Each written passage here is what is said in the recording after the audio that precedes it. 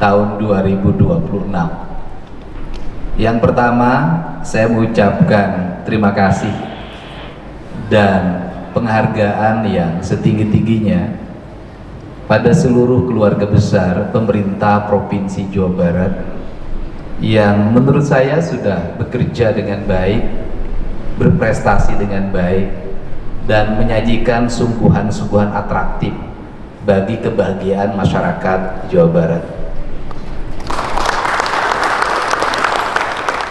Hari ini Jawa Barat tidak usah lagi mengerahkan budget yang dibayar oleh dana APBD. Hari ini Jawa Barat tidak usah lagi membuat anggaran komunikasi yang tinggi untuk membangun brand pembangunan yang kuat.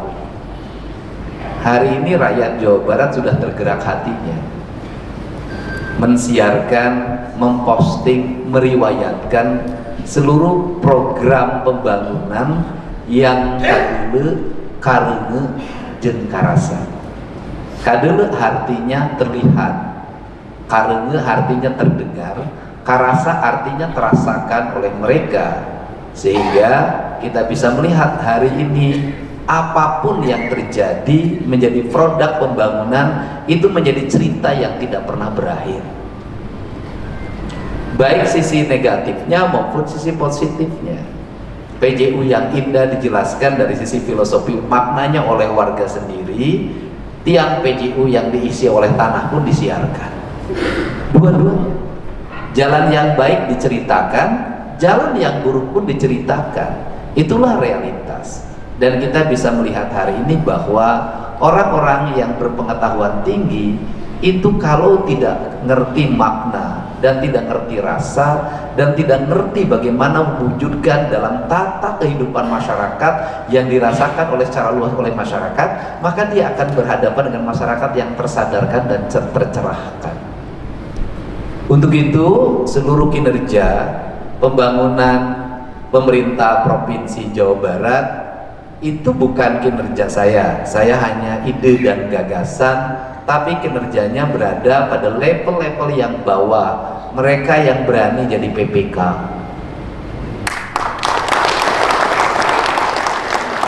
Karena saya kritik juga banyak mental ASN yang memilih jadi fungsional untuk menghindari tugas berat, tapi ingin menikmati tunjangan yang memadai.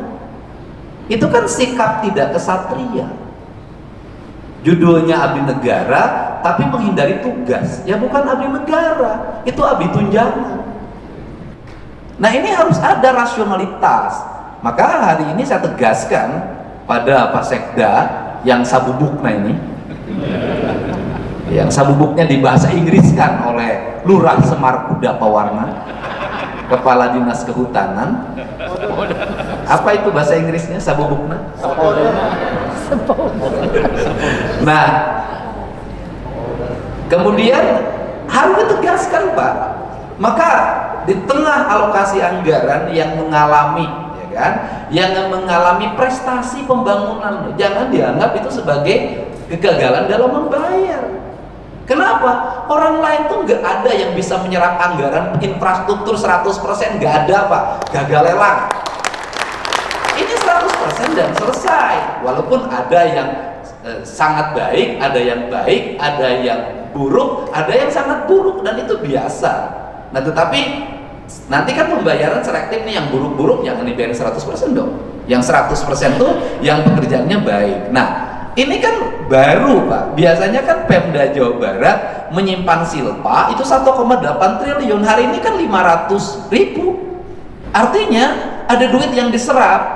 Kalau ada duit yang serap, ada duit yang dibelanjakan, ada kegiatan yang dilakukan. Berarti ada para pegawai yang pasang badan, berani melelangkan kegiatan-kegiatan secara terbuka dan berani melaksanakannya dengan jumlah triliunan. Ini kan sejarah. Nah, kalau seperti itu ya wajar dong BKD mulai membuat komposisi pembiayaan token. Yang kerja lapangan, yang beresiko, tukinnya harus paling tinggi. Yang tiduran, tukinnya paling rendah.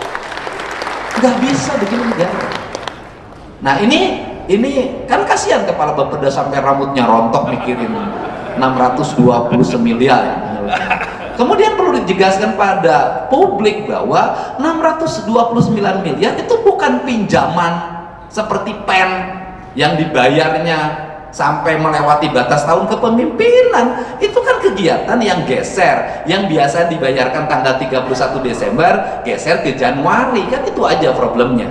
Hanya geser uang aja. Apakah itu akan merugikan para kontraktor? Menurut saya tidak. Kenapa? Kan bayar Januari sama Desember tanggal 31 sama aja. Kontraktor itu kan urusannya adalah bukan pada berapa besar saja uang yang diterima hari ini, besok ada kerjaan lagi atau enggak.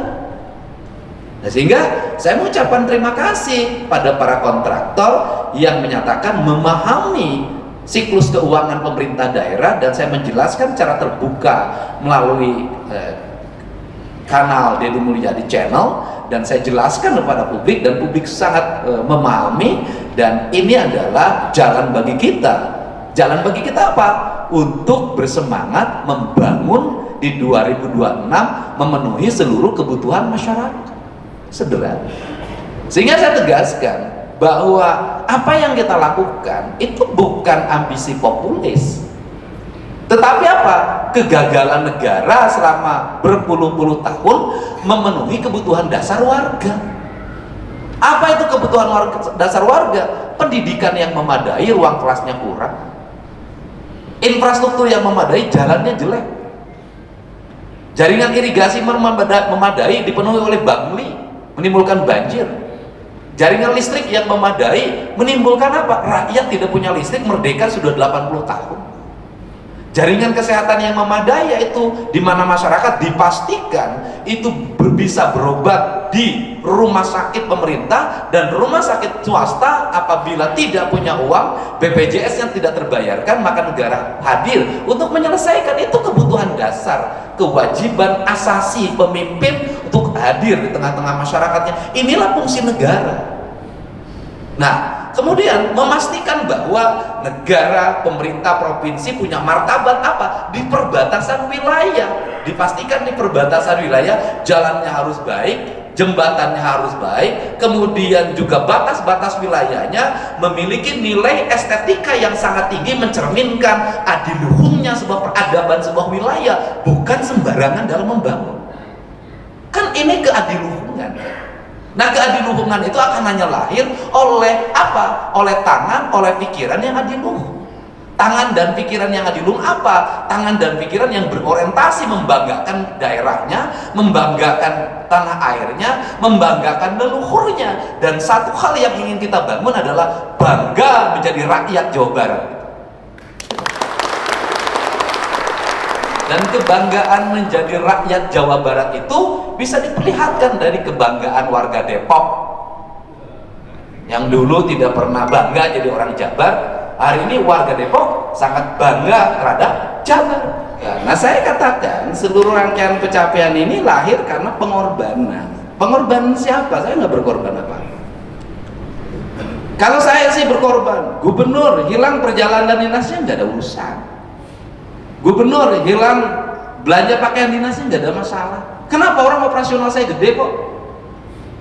Ya kan, saya kan nggak boleh nganggap diri saya ini gubernur dengan biaya yang rendah. Enggak, operasional saya gede. Karena operasional saya gede ya cukup, gitu loh. Nggak usah minta-minta yang lain. Nah, kemudian ya saya mengajak kepada semuanya dan berucap terima kasih bahwa seluruh birokrat di Jawa Barat sudah mau berkorban, sudah mau mengikuti gaya kepemimpinan dan arah pikiran saya. Nah, apa sih sebenarnya yang terjadi pada lingkungan ini? Ini kan dulunya gudang, lapang tenis, tempat nyimpen barang-barang. Saya hanya ngitung aja, loh, kok Pemda nggak punya tempat yang representatif sederhana aja untuk 600 orang? Nyewa hotel, ya sudah, daripada nyewa hotel di sini. Kan lumayan. Ya nanti makannya biar irit, ya udah kita ini aja. Kalau Bupati Cianjur bawa kulit, Bupati Subang bawa pepes ikan, begitu nanti acaranya begitu aja. Sekarang irit aja. Siapa yang ingin ada bangunan di sekolah di lingkungan kabupatennya, kalau acara provinsi bawa makanannya, biar kita nggak usah lagi dana jamuan tamunya keluar. Itu cara satu. Kan lumayan, ngirit 3,5 miliar, kan lumayan. Nah, ini kan cara. Nah sekarang apa yang harus kita lakukan ke depan? Saya tuh ingin satu, Pak, duit Jawa Barat tuh nggak boleh lari, harus muter di sini. Saya tanya sama wali kota Depok, ini orang mana? Yang ngerjain ini orang Tasik, kerajaan ini orang Garut, bambunya dari Sukabumi. Bayangin uang kota muter di sini. Dan ini bisa dibuat, bisa di berbagai tempat, bisa desain-desain dibuat dalam bentuk culture ke Jawa Baratan, kesundaan, menggerakkan seluruh stakeholder, para pengrajin masyarakat biasa yang mereka biasa di pinggiran hari ini diangkat ke tengah kota, kemudian mereka menjadi maestro-maestro yang harus dihormati. Kita ini kan nggak pernah menghormati maestro-maestro yang ada di tanah leluhur kita yang bisa meletakkan peradaban. Itu kita terlalu terpesona, terbuai dengan gaya arsitektur luar, padahal apa? Mahal. Selain mahal apa? Duit kita lari keluar. Kita bayangin, kita ngumpulin pajak di sini, duitnya dibawa lari keluar. Nah sehingga saya konsisten ya di sini. Dan saya konsisten untuk terus bahwa di 2026 yang akan kita lakukan, dilakukan percepatan, kebutuhan dasar masyarakat kita dorong, kemudian kita wujudkan seluruh mimpi kita. Dan saya tegaskan ya, walaupun nanti ada pinjaman ke berbagai pihak, saya tegaskan bahwa seluruh pinjaman pemerintah provinsi kalau diperlukan tidak akan melebihi batas kepemimpinan saya. Jadi kalau saya berakhir 2030 ya sampai 2030 nggak boleh ngutang lagi, nggak boleh pemimpin meninggalkan hutang pada generasi berikutnya, nggak boleh. Selesaikan pada dia kepemimpinan. Kenapa? Dia membangun, dia harus bertanggung jawab terhadap kepemimpinannya. Kan bahaya kalau pemimpin sekarang dibikin pesta, penerus estafetnya dibikin menderita, nggak boleh. Nah orang kalau nanya kasus Purwakarta DBH dulu, saya katakan, kenapa DBH yang di Purwakarta dulu itu bantuan keuangan untuk desa itu lebih, DBH-nya lebih kecil dibanding bantuan keuangan pemerintahnya. Jadi kalau desanya nggak protes, desanya jatahnya 100 juta, kita sudah kasih 2 miliar untuk pembangunannya. Jadi saya diabaikan itu karena apa, Pak? Kebutuhannya sudah saya penuhi dan lebih. Jadi kalau kita kan sekarang terbalik, pembangunannya tidak diberi, uangnya dipotong. Ya sudahlah, kita tetap harus memiliki semangat yang tinggi. Nah, ini adalah orientasi. Nah, yang berikutnya adalah saya sekali lagi menyampaikan ucapan terima kasih, rasa hormat. Tidak akan ada orang menyebut Deddy Mulyadi berhasil dalam memimpin kalau tidak ada kontraktor yang mau bekerja dan berkorban dengan baik. Tidak ada PPK, pengawas lapangan, semua yang mau berkorban dengan baik. Apa karya yang terlahir hari ini adalah bukan karya saya, ini karya seluruh masyarakat Jawa Barat karena mereka ikut bayar pajak. Dan ingat, tanpa campaign, katakan, tanpa billboard pajak, kita kan nggak ada lagi campaign, billboard, sosialisasi, nggak ada. Saya menggunakan kanal media sosial. Saya cerita, hari ini orang bayar pajak kendaraan bermotor itu nambah 1 juta ya? Nama 1 juta wajib pajak dengan kesadaran. Ceritanya cuma satu aja, ini pajak, ini jalan dibangun dari pajak kendaraan bermotor, ini bagus duit pajak, ini bagus duit pajak. Akhirnya orang punya kesadaran, kita pakai jalan nih harus bayar pajaknya nih. Akhirnya lahir kesadaran. Dan yang ingin saya lahirkan adalah hari ini adalah masyarakat yang berkesadaran, pemimpin yang punya kesadaran, birokrat yang punya kesadaran, karena seluruh kesadaran itu adalah akal sehat manusia. Nah, ini yang ingin kita lakukan, dan pada akhirnya kita bisa melayani semua titik kehidupan, kita bisa hadir dalam setiap kesulitan. Kita hari ini melayani bukan hanya ini loh, bukan hanya bangun jalan orang sakit, bukan, layanan hukum. Sudah berapa ribu kasus, nanti itu ada tuh tayangan, nanti saya bikin tayangan khusus. Ada berapa ribu kasus orang yang mengalami problem keperdataan dan problem kepidanaan ditangani oleh tim kuasa hukum Pemda Provinsi Jawa Barat. Nggak ada, saudara.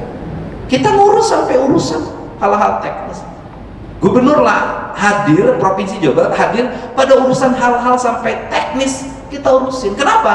Karena pamimpin, kata bahasa Sunda, itu namanya pangurus.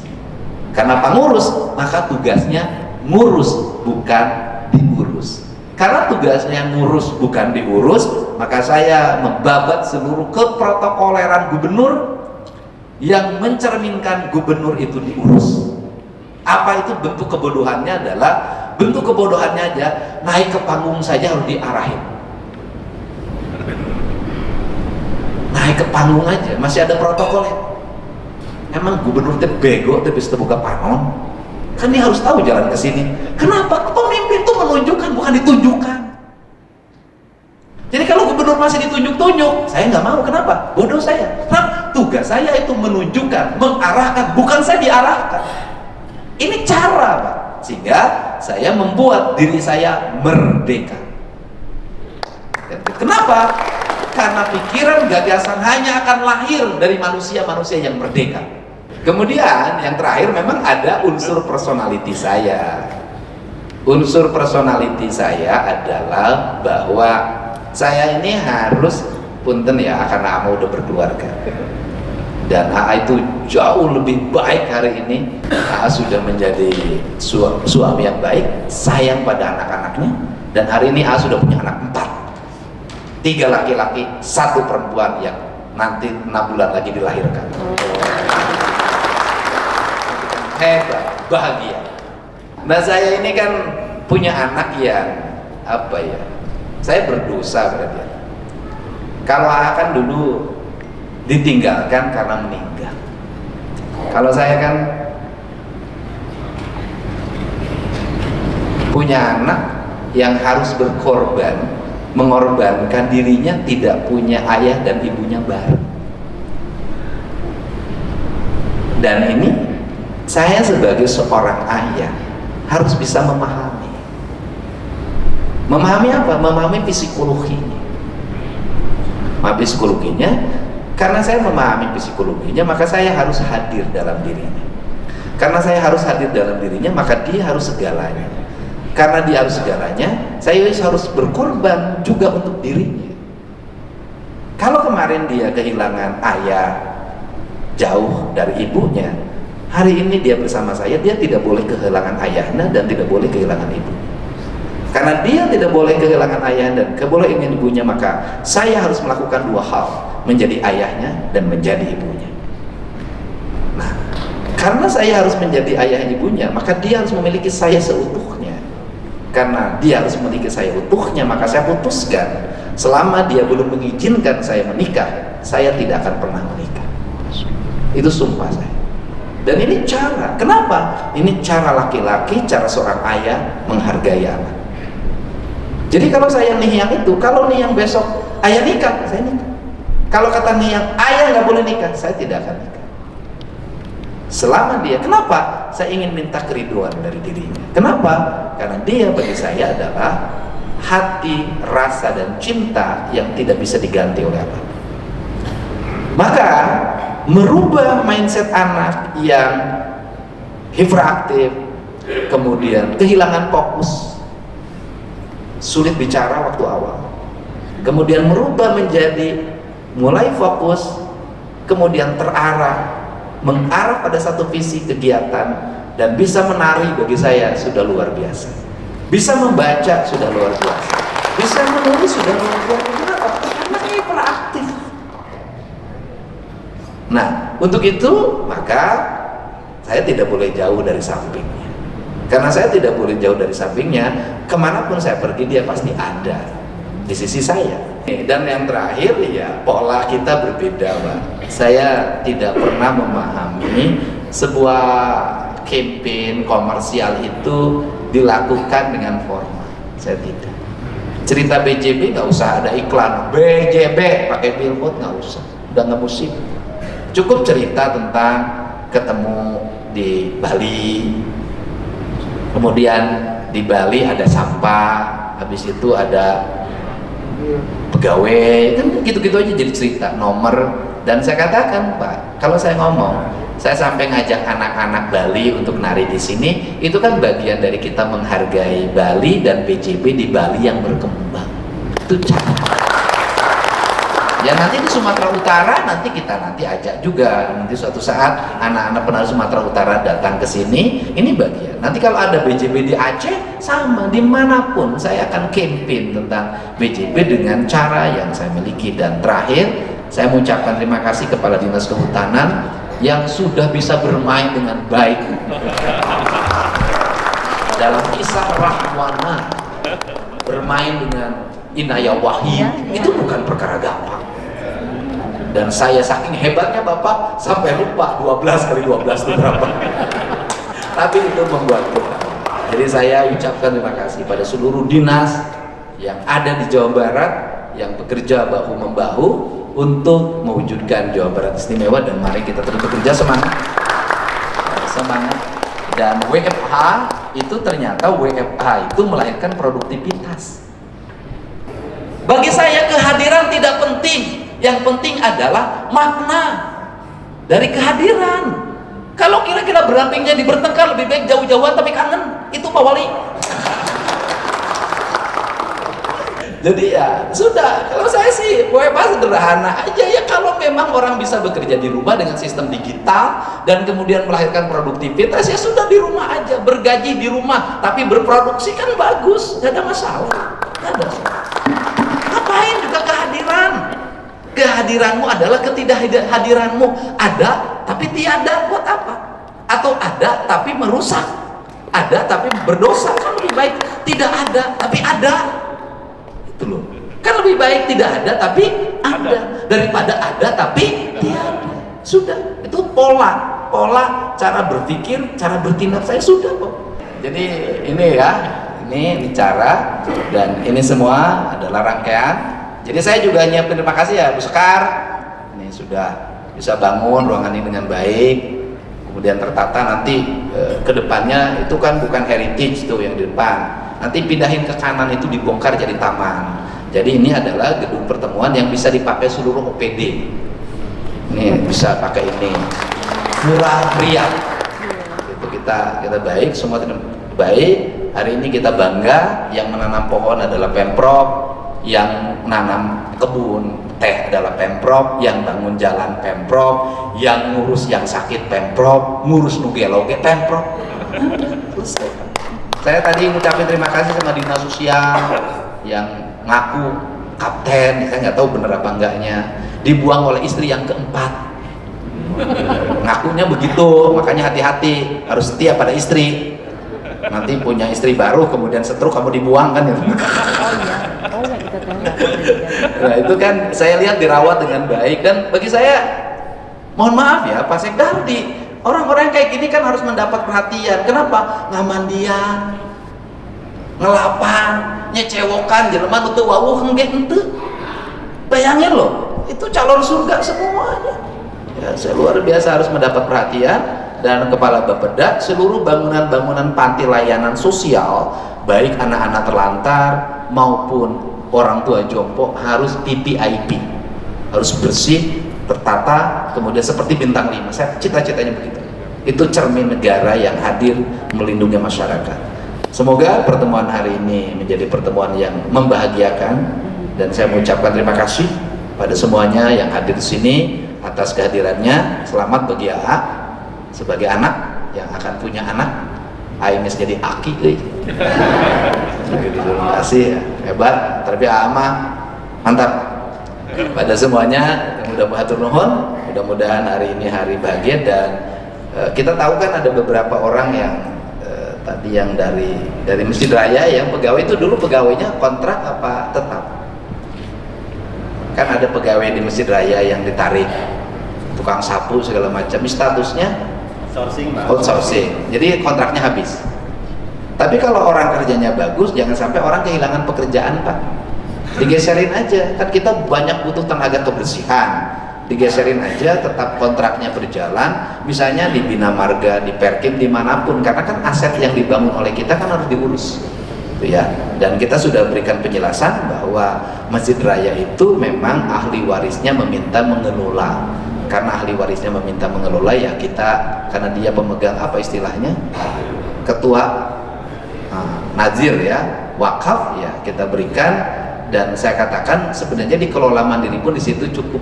Kenapa? Dari parkir saja itu kalau hari biasa katanya 5-10 juta. Kalau Sabtu Minggu itu bisa lebih. Tambah di situ ada pedagang-pedagang, ya cukup untuk biaya masjid segitu mah. Sebulan kan bisa mendapat 150-200 juta itu. Jadi cuman kan kebiasaan ini, mah kebiasaan mungkin di negaranya bukan di sini. Kebiasaannya adalah Pemprov membiayai operasional gitu, kemudian pendapatan dari lingkungannya tidak pernah dicatatkan dalam pendapatan pengelolaan. Itu yang sering terjadi. Jadi Pemda Mamayaran terus seluruhnya dipenuhi, tapi parkir segala macam tidak pernah dilaporkan. Nah itu kan sering terjadi. Nah itu saya ucapkan terima kasih ya. Atur nuhun, wallahu muwaffiq ila aqwamit thoriq. Assalamualaikum warahmatullahi wabarakatuh. Sampurasun.